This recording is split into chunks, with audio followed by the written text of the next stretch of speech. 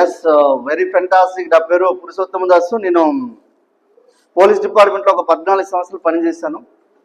ఒక వెస్టీజ్లో 7 సంవత్సరాల నుంచి చేస్తున్నాను. సో బాగుంటే చేస్తానా, బాగాలేకపోతే చేస్తానా? డిపార్ట్మెంట్లో 14 సంవత్సరాలు చేసినాం. జాబ్లో జీతం వచ్చేది కానీ జీవితం రాలేదు. సో అయితే నన్ను నేను పరిచయం చేసుకుంటాను. నేనైతే శ్రీకాకుళం చిన్నోడిని, పల్నాటి పిల్లని చేసుకున్నాను, తెలంగాణ పౌరుడిని, గ్లోబల్ లీడర్ని. ఈ పక్కనే పిడిగిరాళ్ళ మా అత్తగారు. అర్థమైందా? శ్రీకాకుళం నుంచి పిడిగిరాళ్ళ అమ్మాయికి ఎట్లా వలేసినారంటే వేసినాం అంతే. మనసుంటే మార్గం ఉంటుందా లేదా? So very fantastic. నాకు చాలా హ్యాపీగా ఉంది. ఏంటంటే ఒకటే ఫ్రెండ్స్, గుర్తుపెట్టుకోండి, జాబు జాబు జాబ్ అనుకో చెప్పి చిన్నప్పటి నుంచి నాకు పూసగుట్టినట్టు నాకు ఒక ఎలా అనుకున్నంటే బారసాలు చేసేసారు. నీకు జాబ్ వచ్చిందంటే జీవితం మారుతుంది, జాబ్ వచ్చిందంటే జీవితం మారుతుంది. సో ఈ ఒక్కడే నాకు ఏంటంటే బాగా ఎలా అంటే ఒక DNA RNAలో కలిసిపోయింది నాకు ఆ విషయం. అందుకని జాబ్ గురించి కష్టపడి ఒక 17 జాబ్లు సెలెక్ట్ చేసుకునే టైంలో ఒక 2 జాబ్స్ ఇమీడియట్గా కాల్ లెటర్ పంపించింది. అందులో పోలీస్ డిపార్ట్మెంట్లో వచ్చింది. అప్పుడు ఉమ్మడి ఆంధ్రప్రదేశ్ ఉండేది. అప్పుడు మనకు 6000 పోస్టులు తీస్తే అందులో శ్రీకాకుళం నుంచి ఒక్క పోస్ట్ లేదు. హైదరాబాద్లో ఉంది కానీ నాన్ లోకల్ కేటగిరీ కింద ఉంది. సో అక్కడ నేను సెలెక్ట్ అయ్యి ఫస్ట్ పోలీస్ స్టేషన్కి వచ్చేసినాం. వచ్చిన తర్వాత 2 సంవత్సరాల తర్వాత నాకు అర్థమైంది ఏంటంటే జాబ్లో ఏది చేయలేము, మన వల్ల ఏది కాదు. రోటీ కప్పడ మకాం, తిండి గుడ్డ బట్ట, ఈ మూడింటి గురించి తప్ప ఏమీ చేయలేమనే విషయం నాకు 2 సంవత్సరాలు అర్థమైంది. మళ్ళీ అప్పుడు నాకు ఏం చేసింది, అర్థం చేసుకున్న తర్వాత జాబ్లో కాకుండా వేరే పని చేస్తే డబ్బులు వస్తాయనే విషయం కూడా నాకు తెలియదు. సో దాని గురించి ఏం చేశాను అంటే ఏదైనా పార్ట్ టైం జాబ్, ఏదైనా టైప్ రైటింగ్, లేదనుకోనంటే ఏదైనా హార్డ్వేర్ పని. నాకు ఎందుకంటే హార్డ్వేర్ నెట్వర్కింగ్ నేర్చుకున్నాను నేను. సో నాకు అక్కడ అర్థమైంది ఏంటంటే ఏదైనా పార్ట్ టైంగా ఇన్కమ్ వస్తే చాలు. అందుకని యూట్యూబ్లో చూస్తూ ఒకరోజు ఏంటంటే 2018 ఆగస్టు 2వ తారీఖు నైట్ యూట్యూబ్ ఓపెన్ చేసి చూస్తున్నాం, ఎక్కడైనా పార్ట్ టైం జాబ్ గురించి ఉంటుందా అని చెప్పి చూస్తుండే. అందులో ఒక ఆయన, నేను క్యాబ్ డ్రైవర్ని, నా పేరు శ్రీనివాస్ గారు, నేను ఈ బిజినెస్ నుంచి 30,000 సంపాదిస్తున్నాను చెప్పి చెప్తున్నాడు. అరే క్యాబ్ డ్రైవర్ 2,000, ఒకసారి ఆలోచించు, 2,500 రూపాయలతో బిజినెస్ స్టార్ట్ చేసి నేను 30,000 సంపాదిస్తున్నట్టు. అవునా, అరే బ్రహ్మాండంగా ఉందనుకో చెప్పి కాల్ చేసిన. శ్రీనివాస్ సార్, నా పేరు పురుషోత్తమ దాసు, పోలీస్ డిపార్ట్మెంట్లో పనిచేస్తే నాకు ఒక బిజినెస్ అవకాశం ఇవ్వనంటే, నీ శ్రీనివాస్ కాదు అశోక్ అన్నాడు. ఇదేంది కదా, పేరేమో శ్రీనివాస్ మీరేమో అశోక్ అంటే, లేదు కింద అశోక్ అని పేరు రాసింది చూసినావా అంటే, చూడలేదు సార్ అంటే, సార్ సరే మీరైనా ఏం చేయాలి సార్ అంటే, ఒక ఆధార్ కార్డు పంపించు, నీకు ఒక ID పంపిస్తాను. ఆధార్ కార్డు పంపించింది. ఆన్ ది స్పాట్ లో నేను యాప్ వెస్టీజ్ యాప్ డౌన్లోడ్ చేసుకున్నా. సార్ ఎక్కడికి వెళ్ళి కొనాలి ఏం అడగలేదు, ఇమీడియట్ గా సన్ గ్లాసెస్ ఆర్డర్ చేసినాం. అప్పుడు బెస్ట్ డీల్స్ ఉండే మన దగ్గర, 1000 ప్రొడక్ట్స్ డబ్బా ఉండేవి. సన్ గ్లాసెస్ కొనగానే సార్కి ఏం కొన్నాడు సార్ మీరు అనుకుని అడిగాడు ఫోను. సార్ సన్ గ్లాసెస్ కొన్నా సార్, ఇది ఎవరికో తొత్తర బాగున్నదని చెప్పి సార్కి అర్థమైంది. అవునా కదా, నాకు తిక్కు ఉంది, దానికో లెక్క ఉంది. అవునా కదా, ఇమీడియట్ గా అర్థమైంది ఈ లెక్క ఎవరికో ఉందని చెప్పి కాల్ చేసింది. సార్ ఇట్లా కాదు, దగ్గరలో వెస్టీజ్ బ్రాంచ్ ఉంటుంది, అక్కడికి వెళ్ళి మీరు తీసుకోండి అని చెప్పారు. నేను ఆ రోజు ఏం చేసినట్టు ఒక 3,000 రూపాయలు పర్చేజ్ చేస్తున్నాం. సబ్బు, షాంపూ, పేస్ట్ ఎక్కడ బయట కొనేది. ఇప్పుడు మా తాత వాడాడు సబ్బు, మా ముత్తాత వాడాడు, నాన్న వాడాడు, నేను వాడాడు, ₹1 రాలే. పేస్ట్ మరిచి ₹1 రాలే. జస్ట్ పేస్ట్ మరిచి డబ్బులు వస్తారనుకుంటే మార్చొచ్చా లేదా? మార్చొచ్చా? దీని గురించి ప్రధానమంత్రి నరేంద్ర మోడీ గారు వచ్చి పర్మిషన్ ఇస్తే, సార్ నీ షాప్ మర్చా అనేటోళ్ళు ఎవరు ఉంటే చేతులు లేపండి. లేదు సార్ మా చనిపోయిన తాతో ముత్తాతో లేకపోతే నాయనమ్మో అమ్మమ్మో లేచి నిలబడి వాళ్ళు నైట్ వచ్చి మన కళ్ళకి వచ్చి, బాబు నీ బిజినెస్ స్టార్ట్ చేయు అనేటోళ్ళు అనుకున్నట్టే చెప్తున్నా. మీరు ఎప్పటికీ వాళ్ళు రారు, వాళ్ళు ఎప్పటికీ చెప్పరు. నేను అట్లా చూస్తూనే ఉన్నా. అయితే ఆ 3,000 రూపాయలు పర్చేజ్ తర్వాత ఇంకో 3,500 రూపాయలు నాకు తెలిసిన ఒక ఫ్రెండ్కి చెప్పాను నేను. వాళ్ళు ఇరిగేషన్ డిపార్ట్మెంట్లో చేస్తారు, నీటిపారుదల శాఖలో చేస్తారు. వాళ్ళు చేసిన వాళ్ళకి నేను చెప్పాను, వాళ్ళ 3,500, నేను 3,000, తర్వాత ఇంకో 1,500 రూపాయలు రిటైలింగ్ చేస్తా. 9,000 రూపాయలు టర్న్ ఓవర్ చేస్తే నాకు వచ్చిన ఆదాయం అంతా 1,200 రూపాయలు నా ఫస్ట్ ఆదాయం. బాగుందా? అంటే 424 రూపాయలు అనేది చెక్ రూపంలో వచ్చింది, 750 రూపాయలు అనేది ప్రోడక్ట్ ఫ్రీ వచ్చింది. బాగుందా కదా?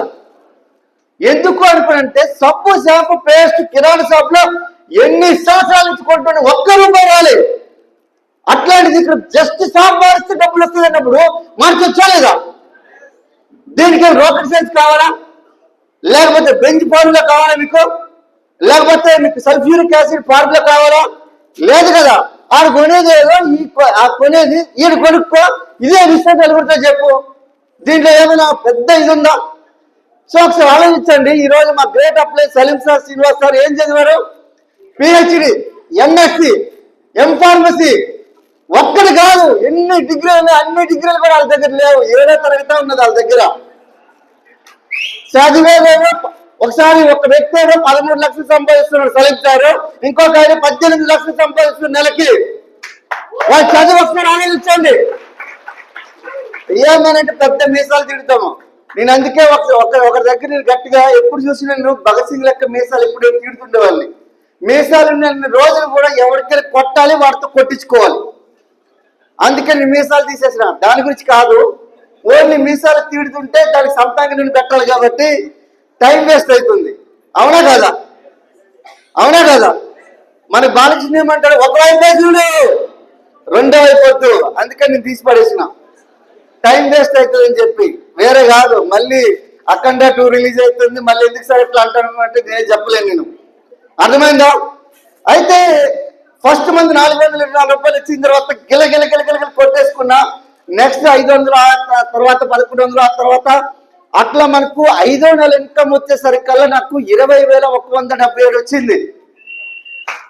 అది రాగానే నాకు పోలీస్ స్టేషన్ ఉన్నా, మా మేడం ఇంటి దగ్గర ఉంది. మా మేడం ఇద్దరు పక్కనే ఉంది. నేను ఫోన్ చేస్తున్నా, 20,000 ఎక్కడి నుంచి వచ్చింది? 20,000 ఎట్లా వస్తుంది? 20,000 అప్లైన్ ఫోన్ చేస్తామంటే 12-2 గంటలకి మధ్యలో ఫోన్ చేయకూడదని చెప్పి నాకు తెలుసు. 10 తర్వాత ఫోన్ చేయొచ్చు. ఎవరికి ఫోన్ చేయొచ్చు? ఫోన్ చేస్తే భార్యకి ఫోన్ చేయి, లేకపోతే ఇంకో ఎవరికో చేయొచ్చు. అవునా కదా? మా స్టాఫ్ డ్యూటీలు ఎవరైతే వాళ్ళకి కాల్ చేయొచ్చు. వాళ్ళకి కాల్ చేసి ఏం చెప్తా నేను, మా మిస్సెస్ కాల్ చేసిన, నిద్ర పట్టనివ్వలే. ఈ డబ్బులు కనుక ఎవరైనా అడిగితే నేను ఇవ్వను అనుకో చెప్పి గట్టిగా నిర్ణయం తీసుకున్నా. పొద్దున్నే కాల్ చేసిన అప్లైన్కి, సార్ 20,177 వచ్చింది. నా శాలరీ అప్పుడు 44,000. నేను 2007 బ్యాచ్ కానిస్టేబుల్ని. నాకు అప్పుడు 44,000 నా శాలరీ 2018లో. ఒకసారి లెక్కేసుకోండి, కరెక్ట్గా ఉందా లేదా చెక్ చేసుకోండి. అయితే 20,000 అడిగిన సార్, ఈ 20,000 ఎవరైనా తీసుకోవచ్చా అనుకుంటే, సార్ ఈ 20,000 ఎవ్వరు తీసుకోవడం, మీకే మీ అకౌంట్ లో వస్తుంది, ఎవరు తీసుకోవడానికి లేదు అని చెప్పి కరాఖండిగా చెప్పారు. ఆ రోజు నుంచి ఒక సెల్ఫ్ కాన్ఫిడెన్స్ అనేది డెవలప్ అయింది. మా upline great upline Ashok sir ఒకసారి గట్టిగా బిగ్ అప్లాస్. ఫ్రెండ్స్ ఒక్కసారి చూడండి, జాబ్ తప్ప వేరే దగ్గర నుంచి డబ్బులు వస్తాయనే విషయం కూడా మాకు తెలియదు. అందుకే ఎక్కడ కూడా బిజినెస్ అనే విషయం మాకు తెలియదు. మా తాతలు ముత్తాతలు అందరూ కూడా ఎక్కడ ఏం చేస్తారంటే వాళ్ళు కూలి పని చేస్తారు, లేదంటే ఏదో జాబ్ చేస్తారు. కానీ బిజినెస్ అనే విషయం అలాంటి ఒక కబుర్ అనేది వాళ్ళకి తెలీదు. కానీ అయితే నాకు అర్థమైంది ఏంటంటే, ఒక 8 నెలలు తర్వాత నెక్స్ట్ సీరియస్ గా పనిచేసిన 8వ నెల వచ్చేసరికి 39,000 వచ్చింది. ఈ 39,000 వచ్చిన తర్వాత నాకు అనిపించింది ఇది సామాన్యమైన బిజినెస్ కాదు. 39,000 వచ్చింది. దాంతో పాటుగా ఒక ఫస్ట్ నా కార్ ఏంటంటే బ్రీజా కార్ తీసుకున్నాం. ఒకసారి ఆలోచించండి, బ్రీజా కార్ ఎట్లా తీసుకున్నా కూడా చూడండి. నాకెంత అమాయకత్వం అంటే, ఆ బ్రీజా అనేది నడపడం నాకు రాదు కాబట్టి నేనేం చేస్తానంటే తీసుకుని వెళ్ళిపోయినా. ఒక ఫ్రెండ్తోని కార్ తీసుకుని వెళ్ళిపోయి షోరూమ్ నుంచి ఇంట్లో పెట్టినా. మళ్ళీ మనకు హనుమాన్ ఆంజనేయ స్వామి టెంపుల్ కి తీసుకుని వెళ్ళిపోయి పూజ చేపిస్తుంటే ఎదురుగా ఒక హైకోర్టు అడ్వకేట్ కార్ ఉంది. ఆ కార్ కి ముందే పెట్టేసి మేము పూజ చేపిస్తాం. పెద్ద గుడి అది. మన శివాజీ మహారాజ్ గారు అక్కడికి వచ్చారు తెలంగాణలో. ఆ టెంపుల్ దగ్గర నేను పూజ చేపిస్తుంటే అక్కడ ముందున్న ఒక నిమ్మకాయలు ఉంటాయి కదా, పూజ చేసిన నిమ్మకాయలు ఉంటాయా లేవా? పూజ చేసిన తర్వాత నిమ్మకాయలు తొక్కిస్తామంటే నాకేం రాదురా అని చెప్పినా. నేను లేదు సార్ కొద్దిగా తొక్కండి అన్నాడు. నేనేం చేసినా, మనకు పోలీసు వాళ్ళని కదా, మనకేముంటది తొక్కిన ఇట్లా అన్నా. అది హైకోర్టు అడ్వకేట్ గారు సగం అయిపోయింది. సగం కారు అయిపోయింది. వాళ్ళు ఏమంటారు, అటెంప్ట్ మర్డర్ కేసు పెట్టారు వాళ్ళు నా మీద. అయితే పోలీసులకు ఎత్తుకొని వెళ్ళిపోయారు నన్ను. చూడండి, కారు వచ్చింది, డ్రైవింగ్ రాదు నాకు. దాని గురించి చెప్పడానికి అక్కడికి వెళ్ళిన తర్వాత పోలీసు నాకు ఛాయ్ కాఫీ అని ఇస్తాను. ఎందుకంటే నా పోలీస్ స్టేషన్ అది, నా స్టేషన్ నాకు కాఫీ ఇవ్వరా. అర్థమైందా దాసు? నీ మొత్తం నీ కారు మీద ఉన్న దిష్టి అంతా పోయిందనుకో చెప్పారు. అప్పుడు కరెక్ట్ గా తర్వాత 36 months లో బిజినెస్ ఇచ్చి మెర్సిడీస్ బెంజ్ ఏ క్లాస్ తీసుకోవడం జరిగింది. ఒక్కసారి ఆలోచించండి, 14 నెలల్లో 1,08,000 తీసుకున్నా, 36 నెలల్లో మెర్సిడీస్ బెంజ్ తీసుకున్నా. కానీ ఒక్కసారి ఫ్రెండ్స్, ఈ మధ్యలో ఒక మ్యాజిక్ జరిగింది. అయితే ఇప్పుడు నా యావరేజ్ ఇన్కమ్ వచ్చేసరికి 20 లక్షల రూపాయలు పర్ మంత్ ఇన్కమ్ ఉంది వెస్టీజ్ నుంచి. ఒక్కసారి ఆలోచించండి, శ్రీకాకుళం అనేది ఎక్కడో చిట్ట చివరి ఉంటుంది, అవునా కదా? కానీ ఈరోజు ఆంధ్రాలో ఎక్కడ ఊటీ లాంటి ఏరియా ఎక్కడుంది మనకి?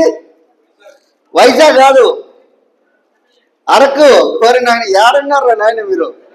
మీ పక్కన ఇంత మంచి ప్రదేశం పెట్టుకొని అరకు దగ్గరికి వెళ్ళి కూడా నేను ల్యాండ్ తీసుకున్నా, అక్కడ కూడా తెల్లగంధం తోటలు పెంచుతున్నా నేను.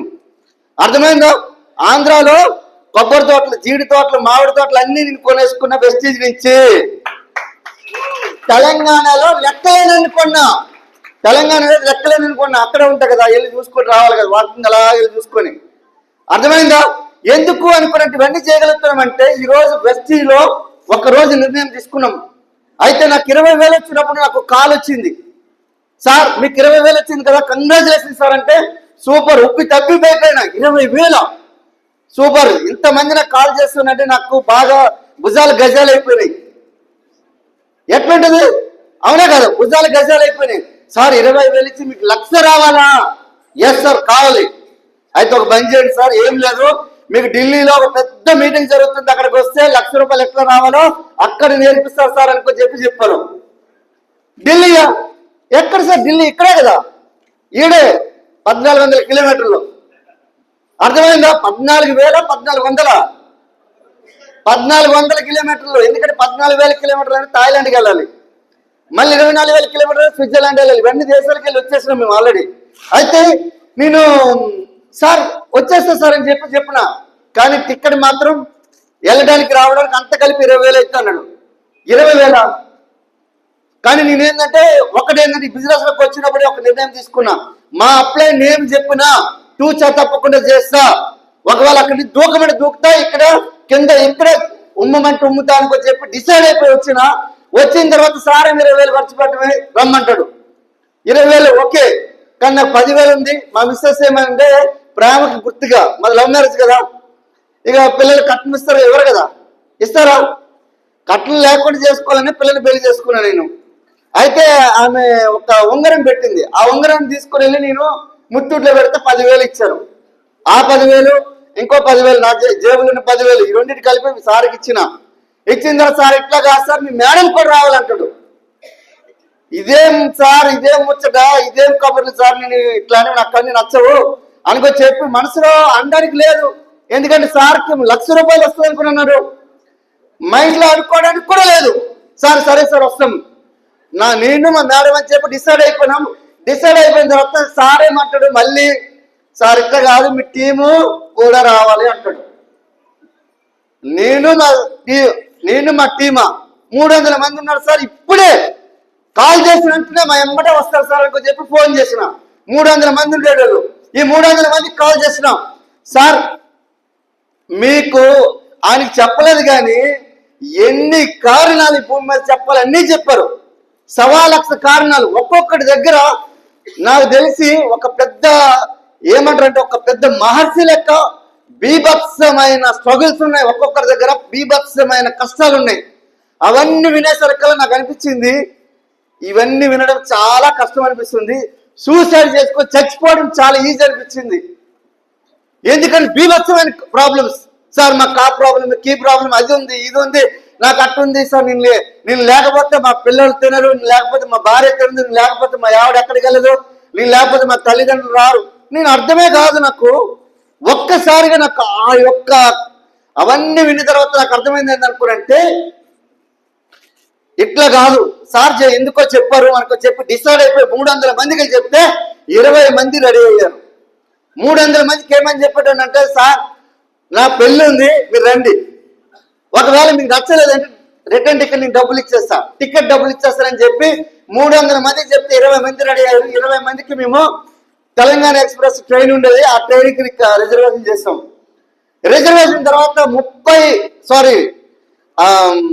20 ప్లస్ మీ ఇద్దరం 22 మంది మేము మార్నింగ్ 5:45 సికింద్రాబాద్ రైల్వే స్టేషన్ లో కూర్చున్నాం. సికింద్రాబాద్ కాదు, కాచిగూడ, నాంపల్లి అనుకుంటా, నాంపల్లి రైల్వే స్టేషన్. అక్కడ కూర్చున్న తర్వాత మేము ఫోన్లు చేస్తున్నాం. 20 మంది ఫోన్ చేస్తే 11 మంది వచ్చారు, 9 మంది లిఫ్ట్ చేయట్లే. ఒకసారి ఆలోచించండి, 20 మంది రావడమే కష్టం అనిపించింది. 20 మంది టికెట్లు చేసుకున్నారు, 9 మంది రాలే. అందులో ఒక ఇద్దరు రాజమండ్రి ధవళేశ్వరం నుంచి కూడా వచ్చారు. అయితే నాకు 11 మందిని నేను తీసుకువెళ్ళి కూర్చోబెట్టిన. సార్ 9 మంది రాలేదని చెప్పి మనకు సలీం సార్ ఫోన్ చేసిన, సార్ 9 మంది రాలేదు ఎట్లా సార్ అనుకో చెప్పి ఫోన్ చేసిన. సార్ చాలా నాకు బాధగా అనిపిస్తుంది సార్ అంటే, సార్ ఒకటే మాట, ఇట్లా కాదు దాస్ సార్, మీకు విషయం చెప్తా, నా దగ్గర 40 మంది రాలేదు సార్ అని చెప్పి సార్ అన్నాడు. ఒకసారి ఆలోచించండి, నా దగ్గర 9, సార్ దగ్గర 40. బాగుంటుందా లేదా? నాకంటే ఎక్కువ ఫిగర్ ఉంది కాబట్టి సార్కి నేను చెప్పగలుగుతానని చెప్పి ఆ 11 మందిని తీసుకొని వెళ్ళిపోయి అక్కడ నేనేం చేశానంటే వాళ్ళు గట్టి పట్టుకొని తీసుకువెళ్ళి కూర్చోబెట్టిన. కానీ మధ్యలో కూడా వాళ్ళని ఆగ్రా చూపిస్తాను, కుతుబ్ మినార్ చూపిస్తాను, అక్షరధామ్ చూపిస్తా, ఇట్లా ఇవన్నీ తీసుకెళ్ళి కూర్చోబెట్టే క్రమంలో సామ దాన భేద దండోపాయాలన్నీ ఉపయోగించి కష్టపడి తీసుకుని కూర్చోబెడితే మధ్యలో అంటాడు, సార్ మేము ఆగ్రా వెళ్ళిపోతాం. ఇట్లా రకరకాల అనేటోళ్ళు. కానీ మేము ఎప్పుడైతే ఆ హోటల్ రూమ్ లోకి వెళ్ళి తర్వాత అక్కడ ఫంక్షన్ హాల్లోకి, అంటే అక్కడ స్టేడియం ఉండేది, స్టేడియంలో కూర్చోబెట్టిన తర్వాత ఒక్కడు మార్నింగ్ 9 నుంచి నైట్ 9 వరకు ఒక్కడు కూడా పక్కకు కూడా జరగలేదు. ఒక్కడు కూడా 3 రోజులు ఎట్లా గడిచిపోయినా తెలియదు. 3 రోజులు 3 నిమిషాలు అయిపోయినాయి. ఆ 11 మందిలో 9 మంది ఈ రోజు నాకు తెలిసి 1 లక్ష కంటే 10 లక్షల మధ్యలో ఉన్నారు. నెక్స్ట్ టైం మేము ఒక ట్రైన్ మాట్లాడుకుని సుమారుగా ఒక ట్రైనే మాట్లాడినాం మేము 38 లక్షలకి. లేదు మీరు ట్రైన్ లో మనకు చెప్తే ఒక 1000 మందిని తీసుకుని వెళ్ళినాం.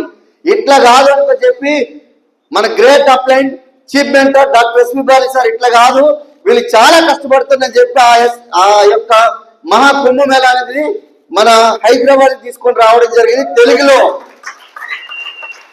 ఒక్కసారి ఆలోచించండి, ఆ రోజు కనుక నేను రాకపోతే ఈ రోజు కానిస్టేబుల్ ఉన్న వ్యక్తి కమిషనర్ దగ్గర కూడా లేని కార్లు ఈ రోజు నా దగ్గర ఉన్నాయి. మా 3 తరాల్లో నా ఎంత రిచ్ పర్సన్ ఎవరు లేరు. ఎందుకు చెప్పగలుగుతానంటే ఆ రోజు సలీం సార్ చెప్పిన మాటకి నో అని చెప్పలే. మీరు కనుక 9, 10, 11 తారీఖు నో చెప్పారంటే చెప్తున్నాం, మీ ఫ్యామిలీలో మీరు అతిపెద్ద గొప్ప నిర్ణయం తీసుకున్నట్టు లెక్క. ఎస్ అని చెప్పినా పెద్ద నిర్ణయం తీసుకున్నట్టు లెక్క. ఒకవేళ నేను తీసుకోవాలని నా ఫ్రెండ్ ఉన్నాడు, వాడికి రెడీ అనుకో చెప్పిన శ్రీకాకుళం నుంచి రమ్మంటే రాలేడు. ఈ రోజు కూడా వాడు ట్యాక్సీ నడుపుకుంటాడు. పురుషోత్తం దాస్ ఏమో 2 డ్రైవర్లు పెట్టుకొని 2 కార్లు నడిపిస్తున్నాడు. That is the power of prestige. Friends గుర్తుపెట్టుకోండి, ఏదైనా పని మొదలు పెట్టాలంటే ధైర్యం కావాలి, పని పూర్తి చేయాలంటే పట్టుదల కావాలి. ధైర్యం పట్టుదల ఎక్కడి నుంచి వస్తుంది అంటే ఓన్లీ 9, 10, 11వ తారీఖు ఫ్యామిలీ రీయూనియన్. ఆ రోజు కనుక వస్తే మీ దశ దిశ మారిపోతే మీ 3 తరాల మీ అంత రిచ్ పర్సన్ ఎవరు ఉండరు. కానీ అవి ఒక 10,000 ఖర్చు అవుతుంది. ఫ్యామిలీ వైఫ్ అండ్ హస్బెండ్ ఇద్దరు రావాలని 10,000 ఖర్చు అవుతుంది. గట్టి తుమ్మితే హైదరాబాద్కి వినబడుతుంది, అవునా కాదా? వినబడుతుందా లేదా? ఢిల్లీకి రావడం ఈజీనా లేకపోతే హైదరాబాద్కి రావడం ఈజీనా? అక్కడ క్యూ అంటే క్యూ అనుకునే అర్థమే ఇది కాదు మనకి. ఇప్పుడు హిందీలో మాట్లాడుతున్నా లేదా? రెడీనా? చలో ప్లీజ్ ఒకసారి లేచి నిలబడాలి. ఒక్కసారి ఎవరైతే కోటీశ్వరులు అవుదాం అనుకుంటున్నారో ఒక 5 సంవత్సరాల తర్వాత, సార్ నేను పక్కా పురుషోత్తం దాస్ సార్ లెక్క నేను కోటీశ్వరులు అవుదాం అనుకుంటున్నారో వాళ్ళ చేతులు చాపండి. ఇట్లా ఎవరికైనా చేతులు నొప్పి ఉంటే వద్దు సార్, మీ ముసలాలం అంటే వద్దు, ఆల్రెడీ మాకు ముసలాలం సార్ అనుకున్నట్టు వద్దు. ఓకే చలో రైట్. ఒకసారి కళ్ళు మూసుకోవాలి. ప్రతిజ్ఞ ఏం కాదు. Yes ready? నా పేరు చెప్పినాడు మీ పేరు చెప్పుకోవాలి, సరేనా? చలో. నా పేరు పురుషోత్తమ దాసు దాసరి నేను మనస వాచ కర్మన స్పృహతో నేను ఐశ్వర్యవంతుణ్ణి కావడానికి నా యొక్క స్వశక్తితో ఎదగడానికి ఈ బిజినెస్ ద్వారా నేను విజయం సాధించడానికి జనవరి 9, 10, 11 నాడు నేను నా టీంతో ఫ్యామిలీ రీయూనియన్ ఫంక్షన్ కి వచ్చి నా యొక్క కలలను నెరవేర్చుకుంటానని మనస్ఫూర్తిగా బాధ్యతతో వాగ్దానం చేస్తున్నాను. ఇది తథ్యం. Thank you.